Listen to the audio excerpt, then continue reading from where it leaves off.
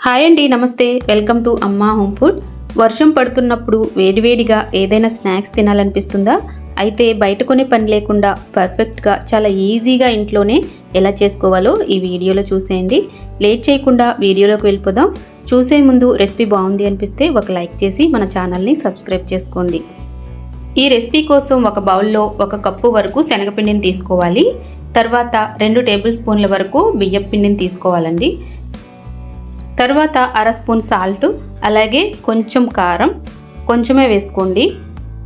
అలాగే 1 స్పూన్ సోంపు వేసుకోవాలండి. దీన్ని అస్సలు మిస్ చేయకండి, దీనివల్లే టేస్ట్ బాగుంటుంది స్నాక్స్ రెసిపీ అయితే. ఇవన్నీ వేసుకున్నాక ఒకసారి బాగా కలుపుకోవాలి.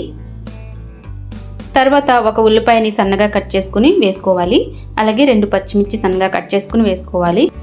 కొంచెం అల్లం ముక్కలు వేసుకోవాలి. తర్వాత సన్నగా కట్ చేసుకున్న కరివేపాకును కూడా వేసుకుని ఇవన్నీ కూడా బాగా కలుపుకోవాలి. మీరు క్యాప్సికమ్ వేసుకోవచ్చండి, క్యారెట్ కూడా వేసుకోవచ్చు, చాలా బాగుంటుంది. తర్వాత గ్లాస్లో సగం వరకు వాటర్ని వేసుకుని ఇవన్నీ కూడా బాగా కలుపుకోవాలి. పిండి కన్సిస్టెన్సీ అనేది ఇలా ఉంటే సరిపోతుందండి. పకోడీలా గట్టిగా కాకుండా ఇలా కలుపుకుంటే బాగుంటుంది. తర్వాత కొంచెం బేకింగ్ సోడా కూడా వేసుకుని అలాగే దీనిపైన కొంచెం వాటర్ వేసుకుని మళ్ళీ బాగా స్మూత్గా కలుపుకోవాలి. ఇలా కలుపుకొని మీరు వెంటనే వేసేసుకోవచ్చండి, రెస్ట్ ఇవ్వాల్సిన అవసరం లేదు పిండికి. కుకింగ్ సోడా వేసుకోవడం వల్ల ఈ బోండాలు అయితే బాగా పొంగి బాగా వస్తాయండి, టేస్ట్ కూడా బాగుంటుంది, లోపల ఫ్లఫీగా ఉంటాయి. ఒకసారి ఇలా ట్రై చేయండి మీరు కూడా. శనగపిండితో చాలా బాగా వస్తాయి, అలాగే 5 మినిట్స్లో అయిపోతాయండి ఈజీగా. ఇప్పుడు మనం శనగపిండి బోండాలు వేసుకోవడానికి ఒక కడాయిలో ఆయిల్ వేసుకోవాలి. తగినంత ఆయిల్ వేసుకోండి, మరీ ఎక్కువ వేసుకోకుండా కొంచెం తక్కువగానే వేసుకుని ఫ్రై చేసుకుంటే బాగుంటాయి. సో ఆయిల్ హీట్ అయిందో లేదో తెలుసుకోవడానికి ఇలా వేసుకుంటే పైకి ఇలా పొంగుతాయండి, అప్పుడు వేసుకోవాలన్నమాట. సో నేను ఒక్కొక్కటిగా కొంచెం కొంచెం పిండి తీసుకుని ఇలా వేస్తున్నాను చూడండి.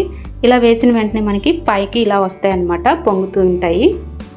వీటికి పర్ఫెక్ట్ షేప్ అనేది ఏమి రాదండి, ఎందుకంటే మనం కొంచెం పల్చగా కలిపాం కాబట్టి ఏ షేప్లోనైనా వస్తాయి, కానీ టేస్ట్ అయితే సేమ్ అలాగే ఉంటుంది, బాగుంటుంది.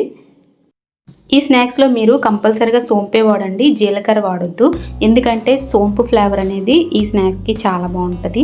ఎక్కువగా ఇవి చెన్నైలో బాగా చేస్తారండి, స్ట్రీట్ ఫుడ్ అనమాట. ఇందులో 1 స్పూన్ షుగర్ కూడా వేస్తారండి, నేనైతే వేయలేదు, నచ్చితే మీరు వేసుకోవచ్చు, కానీ టేస్ట్ బాగుంటుంది.